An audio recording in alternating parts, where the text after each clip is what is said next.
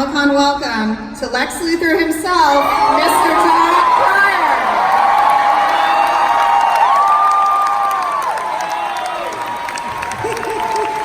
Oh, thank you. Thank you. Whoa. Hey, watch it. Okay, I'm gonna start singing my way in a minute. It'll happen, trust me. Well, thank you guys so much. This is an amazing thing to be a part of.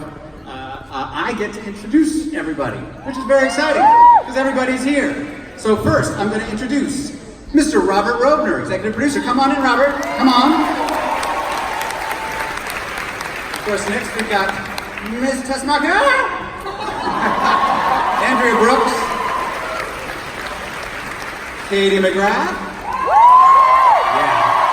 Yeah, that's right. Katie McGrath, ladies and gentlemen. Mr. David Harewood.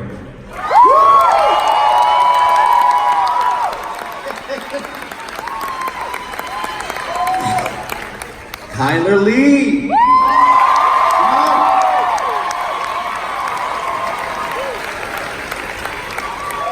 A young lady by the name of Melissa Benoist.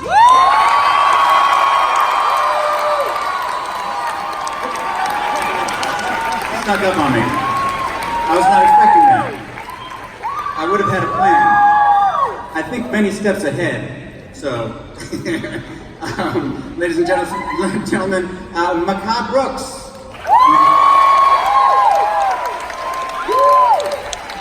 Hey, how did this happen?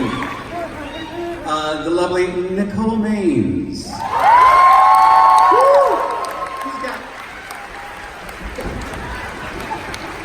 She's got kind of a Cher outfit. This is kind of a half-breed. It's all I ever heard. Half-breed. Next, young Jessie McGrath. Jessie Graff. Jesus. Where's Ozzy? Oh, I got that. Okay. Ozzy Tesfaye, ladies and gentlemen, come on. Sorry about that. Not on my list. It's messed up. And also Sarah Schechter will be out here. Come on out here, Sarah Schechter. Woo! And Jessica Queller, executive producer. Thank you guys. Please be seated. It's like a formal dinner. Can we get one more chair? I'm sorry, what? Can we get one more chair? Oh, we need another chair. Oh, geez, this thing is... Oh, I'm going home. Nice. Okay. Yep. So, we're all very excited about this next season. I'm still tall. Just dropping it right now.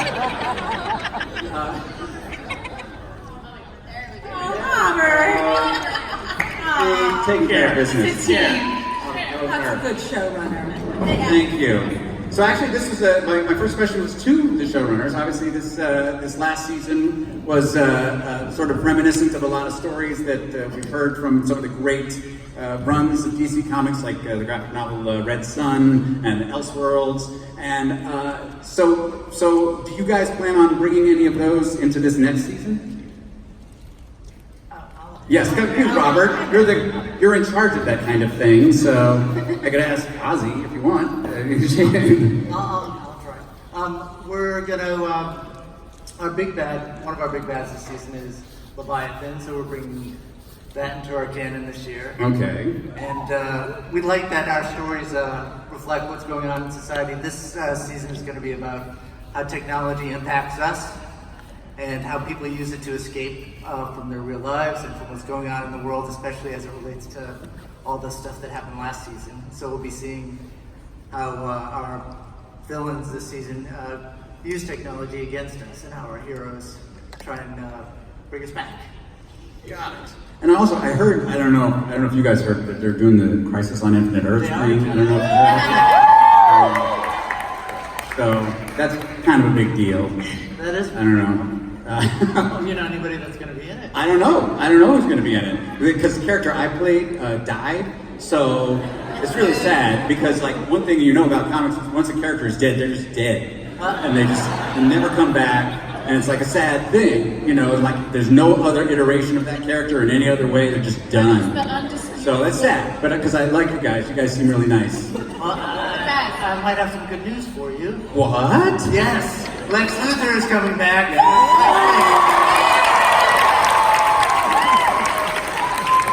OMG. So awesome. Thank you guys, that's exciting. We're excited to have you back. Okay. Hopefully you'll stick around after that. Thank you, I will try. And also, Kill me. Like if I'm not just minding my own business and you kill me, somebody shoots me, somebody like my sister. You need to be nice to your sister. You deserved it. Yeah. And Mom likes me better. Oh, snap. Now, you guys had a moment. And Beautiful moment. yeah, she's tried to poison me. But actually, I want to ask you, Jessica, like, okay, you've got this whole huge playground. You got the whole world of Supergirl at your fingertips, and they say, okay, we need a whole new season. We need a new season. Where do you start? How do you start coming up with stories for that? Well, as Robert said. Testing. As Robert said, we are passionate about telling stories that reflect what's going on in society and in real life, and we did that in a big way last year. And this year we all sat around the writer's room and thought, what is a topic that's of interest to us? And while we were talking, we were all obsessively in our phones, not even looking at each other, and then it became self-evident that I think that's a topic worth exploring. And so once we started on the technology and how it has affected the fabric of who we are and our relationships, then it just soared. So, okay, so and that just makes the stories easier to write. You just all of a sudden they just you're like, okay, Lena's got crazy eyeballs. Well, you know, we have some pretty rich characters, and we have things like evil brothers and telling their sister, you know, the worst thing about her best friend, so that sets us up for some story, and we come into it with a lot of, you know, material to mine. Yes, and I've heard you've got some new characters. We do, John. We're so excited to welcome Julie Gonzalo to the cast as Andrea Rojas, the new head of Catco, and we have Stas Nair joining our cast as William Day, new reporter who's going to be a foil for Kara. Got it. And I have another announcement oh well, yes. that I've been given permission to announce. Bring it. This is a character that will be joining the show this season. This Victorian speaker is that Something that I've been pitching since I got the role of Brainiac 5. Now you can't talk about Brainy without talking about his family. Yes. And so I thought similarly, you can't talk about me without talking about my family. So my real life sister will be joining the show, Megan Rath. She will be playing a female Brainiac 5. That's going to be badass. Also joining the cast is Melissa's new suit. I have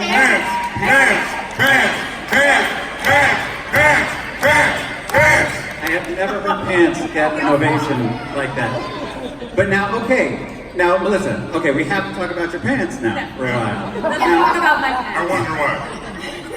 I mean, was that all just about access for the bathroom, basically? Or, you know, or was it chafing issue? It would. I'm asking. America wants to know. You know what? There were some logistics that needed to be addressed. I won't mention the chafing, but it's cold at Vancouver, and I was a little tired of having my bare legs exposed to the snow and the wind and the cold. But more than that, I also think it's just the perfect evolution for her. It just felt like time, and we've kind of been wanting it for a while, and I love it, you guys. I love it. It does look pretty badass. Actually, Melissa and I had one of the most embarrassing conversations I've ever had, actually. actually, right when I joined the cast. I don't remember. You don't remember that? Which one? Oh, I see. That's We great. had a couple. I'm not going to talk about it because she forgot it. No, we had a few So- embarrassing conversations. No, it was about because back in 1986 when I did Superman 4, The Quest for Peace, I played Lenny. There's like a couple of elderly people in the back like, oh, I know that one. That was fantastic. But I played Lenny Luthor, Lex Luthor's evil nephew, and I swear to God, it sounds ridiculous, and it was. But my first day on the shoot, I had a little bit of flying to do, which was very exciting. Yes, now she remembers how embarrassing it was. My first day on the shoot, the stunt guy said, okay, we're going to cinch a flying belt on you, which is a little tiny thing, and it gets incredibly tight. They have to cinch it so tight so that, it fits on you. So just, you may want to shave your butt. So I did. So my first question to Melissa was, Oh my God. you still have to shave your butt? And I was like, John, you fell for that? I fell for that. Apparently it was a prank. How hairy is your butt? We offered to do it for you.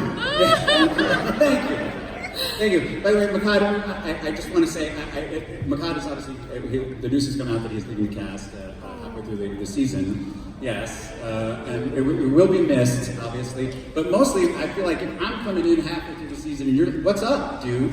It's like you leave right when I get there. That's not cool. You can't have too many bald people. Like, that's a sign, bro. Yeah. I heard you were coming in, I was like, I can't do this. That's not cool. That's not true. That's not true. Yeah. but can obviously this will be kind of a bittersweet time for you. But can you talk about reflect about your experience on the show? Yeah. I've been here since day one, and I can honestly say that I've never done a series before where this many people get along this well for this long. And it's really a lot tougher for me than I thought it was going to be because I love these people. I love them. I truly, truly love them. They're my family. And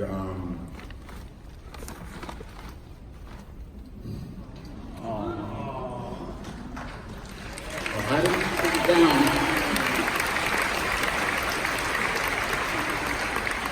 I'm just really proud of what we were able to accomplish in the last 5 years. I didn't grow up able to see a superhero who looked like me at all. And the fact that these guys took a chance on somebody who does not look like Jimmy Olsen and made me him, and then made me a superhero, and then love you, and then we actually dealt with racism and put it in the context of bullying. And I get people that come up to me today with their kids and say, that episode changed our perspective of how we deal with people bullying my son. And this is the most important job in my life so far, so thank you.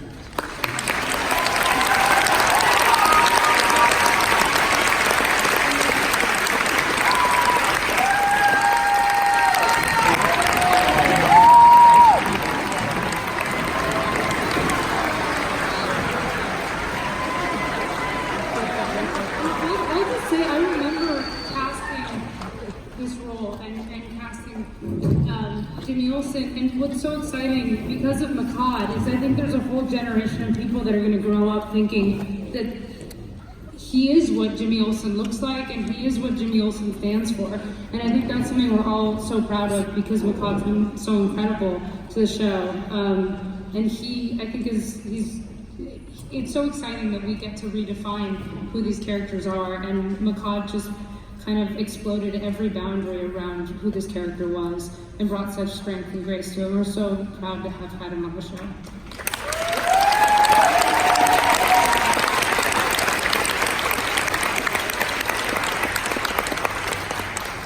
So speaking of the evolution of a superhero, Nicole actually this has been your season of becoming a superhero.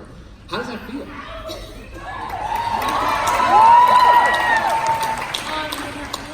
It's been really weird, and I can honestly kind of hardly believe that it's been a full year since I've been on this panel and since my casting of Dreamer was announced, and the past year has been so insane and unbelievable, and I still can't really believe that that's what I'm doing, and just the past season of being able to become this superhero for me personally was so amazing, and I was so fortunate to get to kind of have all these cool powers and a cool suit and get to work with so many cool people and tell awesome stories, and then being able to hear from members of my community who have now also seen themselves as a superhero for the first time, and they come up to me and they tell me how much it means to them, and I don't know, all I can really say is I'm like, listen, I'm going through the exact same thing.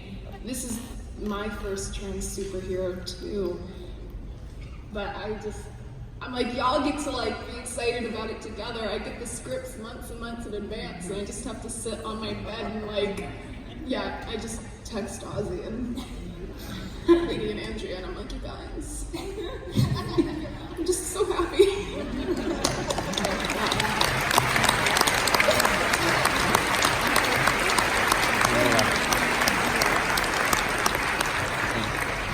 Now, I have a question because I loved comics ever since I was a kid. Do you like when you have the superhero lines to say, like Dreamer has all the sleep puns? Do those feel good coming out of your mouth? Because I love saying them. Yes, they do. I love puns. I have a little notes app on my phone where I think of dream puns. And Okay. now I'm just waiting. I really just want to don't give it away. I really just want to. I've been practicing for this moment. I really just want to go up behind someone and knock them out and go, no screams, just dreams. Or I do have one more. I really want to kind of one of my favorite powers that I got to do. Or I got to have as Lena was kind of her precognitive fighting style, where she kind of, preemptively saw, what they were gonna do, and I really just want to punch a guy out and go, I could say I could do this in my sleep, but I usually do. I really want to do that. Now, Ozzy and Kyler, I wanted to ask you guys a question about so obviously this last season you were dealing with possibly adopting a child on this one. Is that going to go further in this season? Kyler's better at not doing things, so I'm going to let her start. That was obviously a very, big story to tell, and it is something that will be explored and want to do very delicately, something that we want to treat very respectfully. Obviously that is a big story point for Alex's growth and her future, and something that is absolutely in her heart and what she wants to do. And having met somebody that is, on the same path and wants the same things, it doesn't necessarily mean it has to happen right this second. But to know that you're with somebody that feels the same way, that has the same dreams, it's all about making that journey now and kind of what that looks like. And, everything is at risk and at stake and in crisis at all times. At any moment, anything could happen.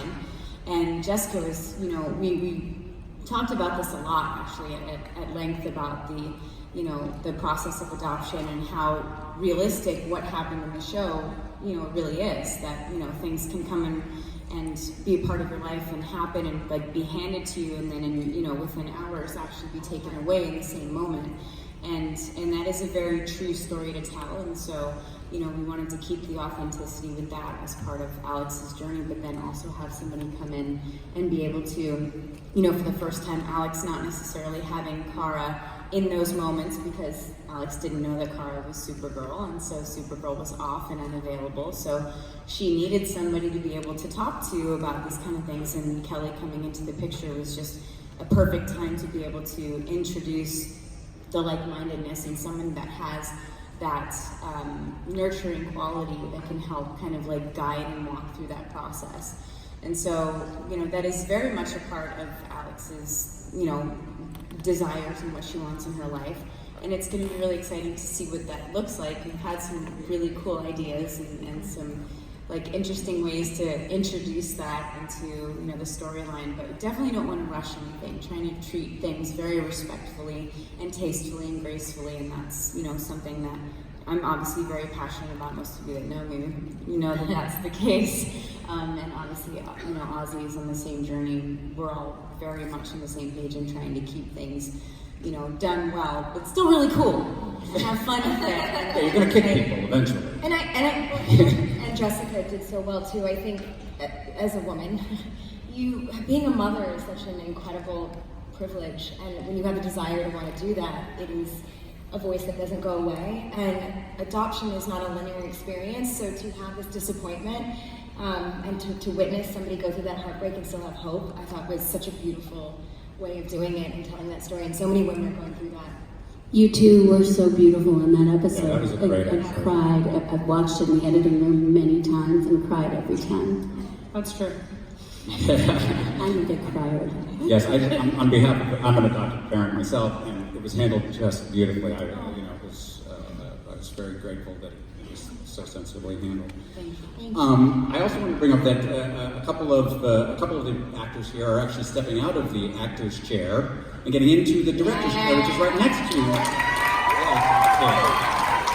very close. Actually, David Harewood did it last year. It was amazing. Two people would come up to me and say, "He's crazy," with this way, and their eyes would just light up. Like, it was the most fun that they had all season. Yeah. So how was it for you, David? Money! Money! I made up t-shirts that said that, actually. A lot of fun. We've got a really, really great cast, fantastic crew. So I couldn't really ask for a better way to start my kind of directing journey than working with these guys. So it's been awesome. I really, really enjoy it. Looking forward to doing it again. For 5/11, I shall be directing again. Of course, somebody else is going to be directing again this year, or directing this year. So, Melissa, is this going to be your first thing that you're directing? Yeah. Oh my God. Yeah. And actually, John and I had a conversation because you directed 2.5 Men, didn't you? Yes, And directed 2. he was very much integral in my, like, I've been wanting to do it, and I've been scared, and there's a lot of emotion surrounding it. But you get to know a show so well, and you get to know the characters and the tone and the way you know when it feels right and when it feels good, and you also can't help, when I read the script, I can't help but envision what I think it would look like. And yeah, I'm so excited to try to bring my imagination to life with these people that I love so dearly. And I'm a little terrified, but... Well, you understand being Supergirl is really, really hard to begin with, yeah. right? I mean, this woman works so hard and has this incredibly sunny disposition the whole time, and you're just like, I don't know. She's hanging from wires for 8 hours a day, and she's just like, hey guys! it's insanity. And so this year she'll be directing with an incredibly sunny disposition. Next year she'll be doing catering with an incredibly sunny. We made waffles! I'm just certain of that, because you have remarkable energy. It's, how are you going to do that? I don't know, and I don't know how much I'll be in the episode that I end up directing, but I'm trying to get as prepared as I can if in the case I have to direct myself, which will be a trip, especially if I'm on the wires. Yes. I don't know how it's going to work. Can you guys get me down? Can I see what's happening? But we have an amazing crew, like the best crew. We are so fortunate, and our producing director, Jesse Warren, I've been shadowing him, and he's like an open... Shout out to Jesse Yeah, Warren. Jesse! Shout out to Jesse Jesse Warren and the crew. We don't know He's here. Jesse. Are you here? We love you, Jesse! Here? Are you here, Jesse? Yeah. We love you! Hey, you don't know Jesse, but he's awesome.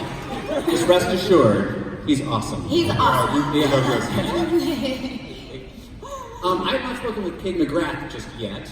Ladies, that's a fucking crime. Are you still annoyed with me? I'm sorry? Are you annoyed with me? I'm not. I've let it go. Now that I know I'm coming back to life. And so I haven't let it go, because that was hard for me to do, and now they're bringing you back? Yes. I'm a little upset.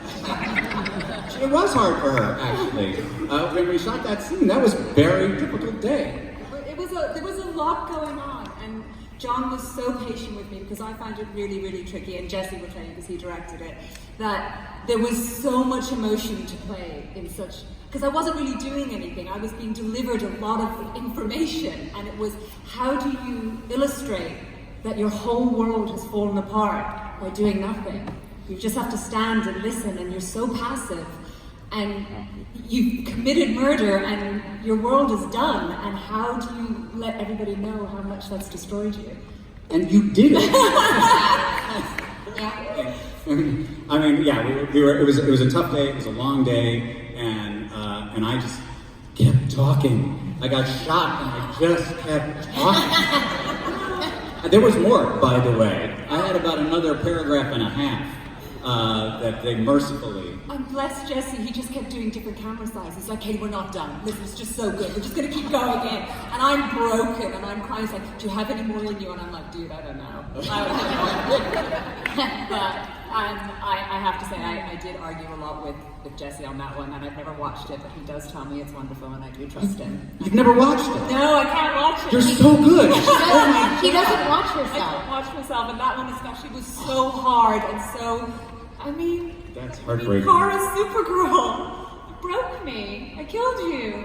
No, it was, yeah, admittedly. Clearly you didn't kill him well enough. It was a rough day, yes, I'll give you that. But no, one of these days, I will sneak into your home and show it to you. Weird? That's weird. Yeah. So far, so good. It's weird, but it's the only way you'll do it.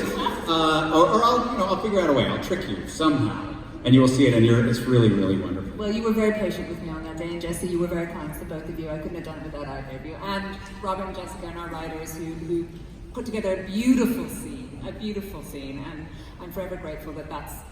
I mean, if I have to find out, that was an amazing way to shoot the scene that I finally found out that Kara is Supergirl. So we're very lucky on this show.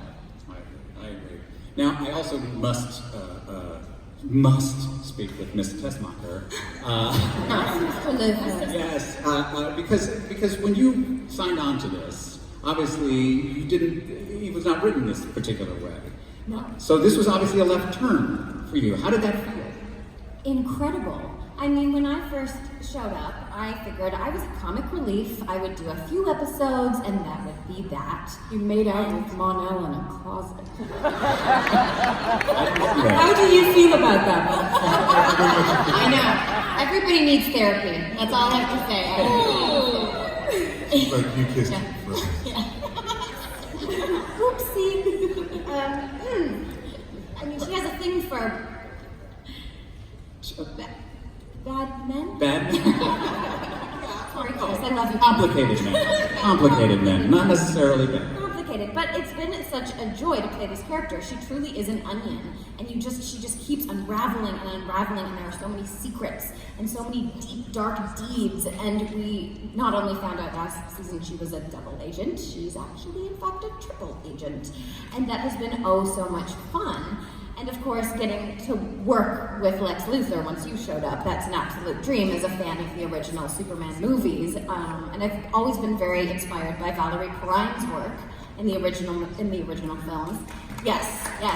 I'm lucky enough to have gotten to know her in real life. So I always wanted to approach this with tidbits of that, but I've been able to grow and expand with this character as I currently expand. By the way, she posted a photo on Twitter, and it looks like she's got a bun in the oven, ladies and gentlemen. There's a bun in the oven. This is not baby Lex. This is not baby Lex. That we know of yet. The baby is bald, though. Yeah. You do the math. No, but I feel so fortunate. So many of the people here are my true, honest, brilliant, beautiful friends. I love this show. I love these writers. I love you guys, and it's been nothing but a joy. So I'm so excited to be here. Full-time, officially official. Now, actually, it is time to go to questions from you guys. So, where are you guys all located? Can I see you? Where are you at? Ah, there we go. Very excited. Hello, Oh. Tess. Hi. Oh, hey, Supergirl. My question is for everyone. Do you think Lena is capable of becoming evil like Lex after everybody lied to her? Except for Kelly. Kelly, I don't think knows she's Supergirl, so she did not lie. Nor did James didn't lie to her either. I think I don't want her to, and Kara would certainly not want her to, and I think Kara will fight like tooth and nail so that if she ever saw her going down a path similar to Lex Luthor's. But it'd definitely be understandable. It's an interesting question because I think what makes a great character on any show is that at any point in any situation they can be either a hero or a villain, you know, and everybody has that part in them that they can be the best person on their best day and they can also be the worst person on their worst day, and that doesn't make them a bad person and it doesn't make them a good person, it just makes them human. And that's what I love most about Lena, is that she is ultimately just human. She's flawed and she's brilliant and she's always trying to do the best, and ultimately, no matter what Lena does, I think she will always feel that she's doing the best she can. And yes, she has been given this horrible news and it has destroyed her, but the question I think for season 5 for Lena is whether that defines who she is and whether that defines her relationships with all the characters on the show. So who knows? Oh, one more question.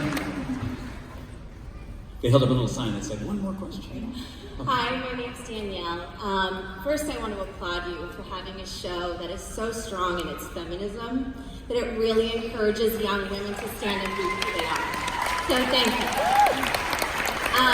My question, CW has done this great push about Dare to Defy, and we are open to all. So my question is, when are we going to see some plus-size representation on the show? Bouncing boy. Eat it. Yeah. I want a bouncing boy character in the show. Soon. It's a good point and point well taken. Absolutely. Yeah, We hear you. And these guys listen. So, point well taken. Yeah. Thank you. Thank you. So is that it for the audience questions? Okay. Thanks, guys. Yeah. Jeez. Don, you were so thorough. Yeah, I mean, we said everything there needs to be said. No, because I didn't want to, because I did want to go down the line really quickly with a lightning round of everybody's favorite moment on the show for this last season. Because I'm gonna say Jesse Rath's freak out when he had to go through every single human emotion in like 4 sentences was one of the most amazing things I've ever seen. And if you could just, as an actor, explain how the hell you did it, I would be fulfilled as a human being. I can't really explain. I just I planned out for what line I wanted, which Brainiac would be speaking each line. And so I had the OG Brainiac in mind. I had a Keanu Brainy in mind. I did an Indigo Brainy who tried to seduce the interrogator, but that got cut out. Yeah, I think I did a French pass at that speech too, but that also got cut out.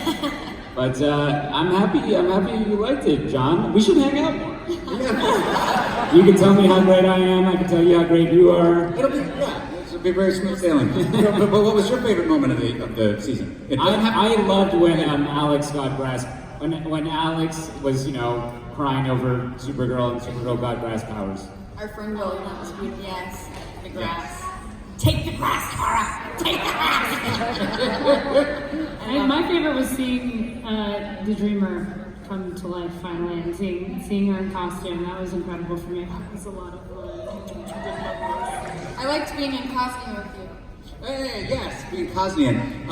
Amazing Russian accent. Do we have any actual Russians out there, just out of curiosity? Anybody? No? Good, we don't want them. No, I love the Russians. And, You are definitely getting hacked now. no, especially Sasha Pilson, who was our dialect coach. Yeah, he was awesome. Amazing. Absolutely amazing. I mean, you know, but you did just magnificently. Your Russian was beautiful as well. Thank you. This is how it works. We just compliment each other all day. It's a very convivial set. Any other great moments that people loved? I love the sibling first episode where we came in and with Jimmy and Kelly and you and Lena. I thought that was really cool. Oh yes, that was cool. That was Yeah, that was an cool. epic episode. That was. Yeah, people dying. And yes, and telling stories about dogs. It was madness. Oh yeah. Yes. Oh, by the way, Ozzy's dog George is in San Diego, so you know. We love him. Ozzy's dog is wildly popular on the internet, and justifiably so. This dog is amazing. He's definitely pooping all over the place right Yes. Hotel room. Sorry, George. Well, that's actually all the time we've got for the Supergirl panel. Thank you guys so much.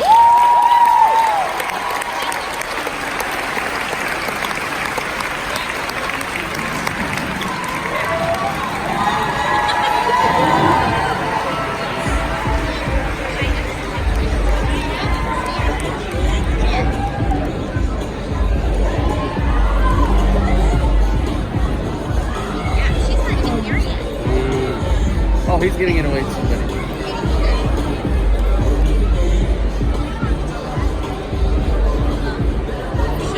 Ah, I feel bad. I thought he was giving to listen.